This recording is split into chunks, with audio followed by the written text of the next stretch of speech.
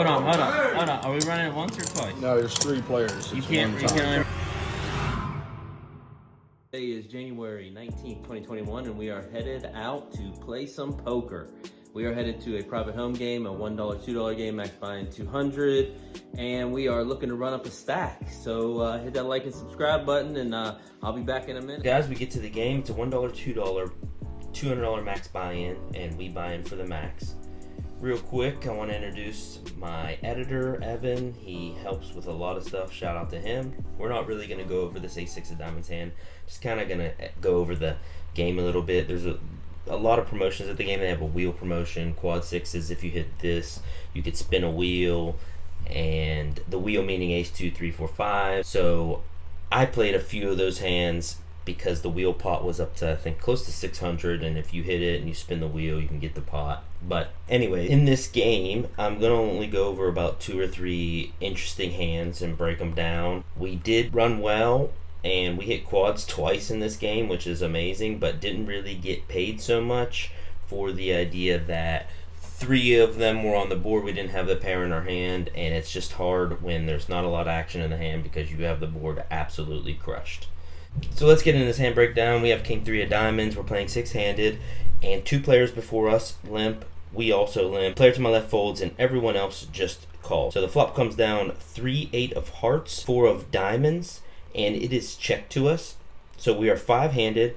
We decided to bet $3. I mean, we have a 3. It's just a feeler bet just to see what's going on in the hand. And we get 4 callers. The turn is the 9 of diamond, which is a good card for us. We pick up the second nut flush draw, and we have a pair. So we go ahead and bet $10 after check to us. We get 1 caller, and then we get a $40 raise total from the small blind. 2 players fold. It's back to me with the flush draw and a pair.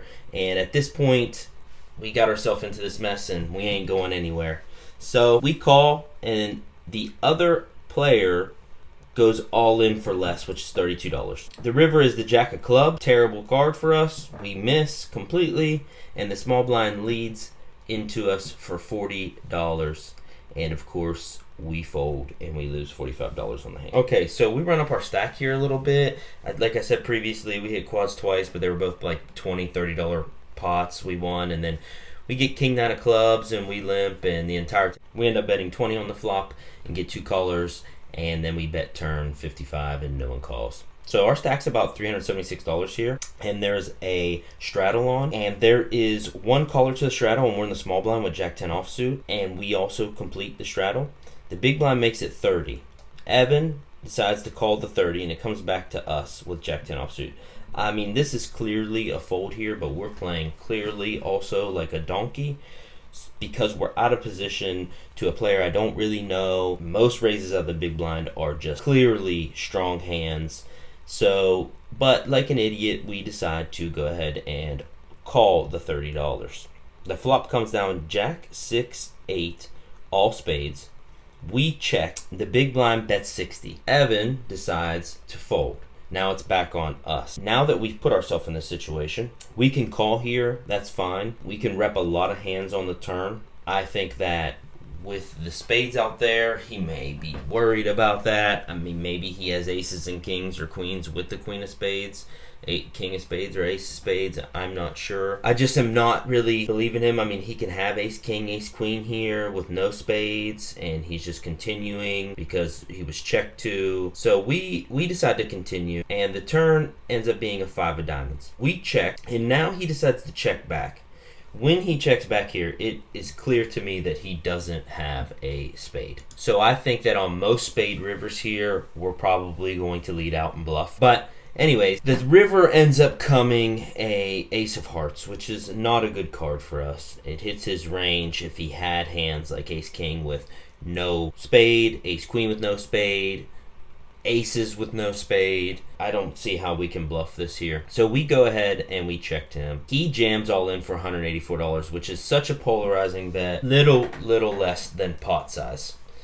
And we think about it for quite a while. At this point, I'm just kind of confused because he looks super nervous. He's breathing really heavy, which could also be a sign of strength when people get into those modes. It's all kind of the flip of a coin. With the polarizing bet, he could really just, I mean, I guess he could be doing this with tens occasionally. I don't know the player that well, and he's just trying to win the pot. I think it's just a terrible call. I mean, it's either air and we're hero calling, or he has a hand like aces without the ace of spades. Because I don't think he does this with kings. I don't think he does this with queens. Ace, king, maybe. We just can't help ourselves. We're playing like, absolute donk-y. So we decided to make the call, and he has pretty much exactly what we thought he had, which was aces with no ace of spades. And we lose a fairly large pot here. I don't really know what I was thinking in hindsight.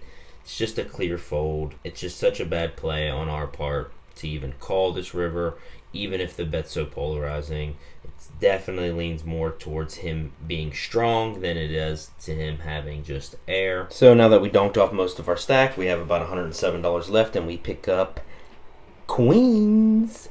And I'm thinking, okay, let's get back in this game. We raised to 20, early position, and we get one caller. And it comes to our editor, Evan, and he decides just to rip it in for 262. Hey, Evan goes ahead and decides to show us that he does have aces, and I'll let this video play out. Hold on. Are we running it once or twice? No, there's 3 players. You It's can't only run it once? One time, 100. And Oh my god, I Seven. don't let me fucking lose with aces. 100. Oh, let me lose. Let me spike one time. Please let me Seven. spike one time. No, I got queens. Then you got eights, nines, tens, Yeah, I do. eights. I got 8. Oh, Four. Queen. 4. Bingo! Let's go. Oh my lord. Let's go. I called it. I know. So in this hand, we have 8-8 in the small blind. There is a middle position raised at $10. 2 people call, and we call in the small blind. The big blind also completes, and we're going to a flop of 5 people, $50 pot, with a flop of 6, 7 of spades, 3 of diamonds. We, with an overpair to the board, have an option to lead out, to donk lead, but the original raiser is pretty solid, and I think if we donk lead here and get raised big, we are almost always beat, and we are forced to fold. And since we have also a backdoor straight draw and an overpair to the board, we definitely want to continue and see a turn. So we elect to check, and the big blind checks. The original raiser leads out for a bet of $40. There are 2 folds, and it's back on us. And with this equity, I don't think we can fold our hand just yet. So we go ahead and make the call. The big blind folds, and the pot's now about $130. And the turn for us is absolutely what we want it to be. It is a red 8 with the top set. Check it over to the aggressor. And he bets $75. Now we have a decision to make as to raise or call. And after the original raiser double barrels here, I really like the option of just raising all in. Although there is 3 cards to a straight, the only hand that made the turn was something like 9, 10 of spades. That we're not worried about, but we're more concerned about with our range. 9, 10 of spades is definitely in our range. 6, 6, 7, 7, and clearly 8, 8 is in our range. But at this point, there aren't that many combos of that, and since he double barreled, even if our raise looks extremely strong, I just don't think most players here can fold an overpair. Since we also think that he's going to continue on most rivers, we decided just to check here. The river is fairly nice. It's the 3 of clubs, improving us to top full house. I think a lot of draws missed there. Straight draws, the flush draw missed. And we could just jam out into this and try to make it look like a bluff. I kind of think that this player's pretty strong, though, and the 3 of clubs didn't really change much. We check again, and sadly for us, he decides to check it back. I mean, I'm okay with this play since he did raise pre-flop, bet the flop, bet the turn. I think in hindsight, I really would have liked us to raise on the turn. And I had thought about it for quite a while before electing to call there. And of course, hindsight's always 20/20. But we ended up taking this pot down. I thought it was a pretty interesting one. He said he had pocket 9s and would have called our turn shove, and also would have called if we open jammed on the river. I'm not sure if he would have called that jam, but he says he would have. Not that that influences my decision for the next time. I think I played the hand fine, other than probably would have preferred to jam the turn here.